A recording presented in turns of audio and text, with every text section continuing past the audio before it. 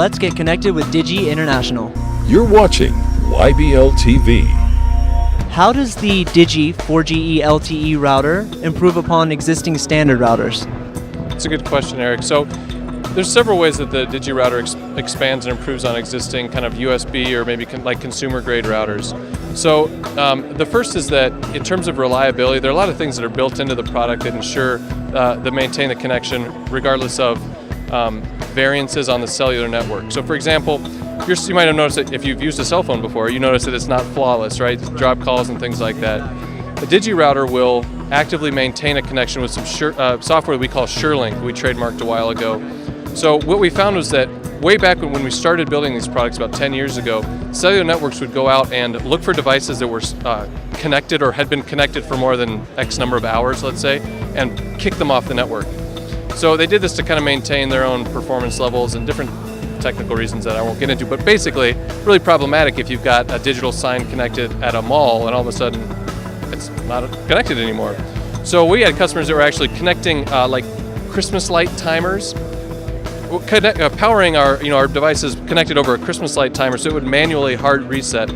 So what we've done is basically remove the need to do goofy things like that, maintain both a connection to not only to the cell tower and maintain it and check that connection, but actually application connectivity all the way through using like virtual routing redundancy protocol and a bunch of other acronym soup routing things that mean that we check all the way from point A back up to the application, all the way down, make sure that connection is sound. Why is it so important to have a constant and uninterrupted connection in the world of digital signage? Yeah, another good question. So if you think about it, what a digital sign is from a brand perspective, if you're, say, Virgin Atlantic, someone who cares about their brand a lot, that digital sign it's not just a computer, it's not just a screen, it's your brand. And even more importantly, it's that your customer's experience with that brand. So while in the industry it's easy to think in terms of nuts and bolts and screens and displays and whatever technical terms, if you're Richard Branson, that's your brand. And your brand matters, right? And your customer's experience with that brand really matters. So we've all seen, ATM disconnected or kiosk unavailable, please see attendant.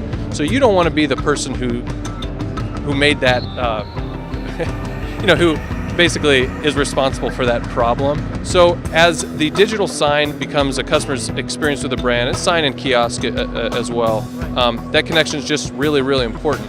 Now, take that one step kind of beyond just the a sign or kiosk, and if a customer's actually doing something, paying a bill, charging their phone, buying a lottery ticket or something like that, there's actually really punitive SLAs, or really stringent and punitive, frankly, service level agreements that a vendor takes on. So for example, DIGI has customers who, if a lottery connection is dropped, let's say you go into Quick Shop or whatever, you buy a lottery Powerball, if you can't do that, our customers get fined about $25 a minute for every terminal for which that's a problem. So you think about, you've got 6,000 terminals that you could be charged $25 a minute for if they're disconnected. We provide that reliable connection. How do you feel that smart signage will affect the world of retail in the coming years? Yeah, well, smart signage is going to be great, really both for retailers themselves and for customers, right? So if I'm a retailer, I want to expand my brand. I want to expand the channels with which I can interact with my customers, right? And whether there's a lot to figure out in the industry, to what extent customers want to be interacted with. They want to do it on their own terms probably and in their own way. But at the end of the day, I want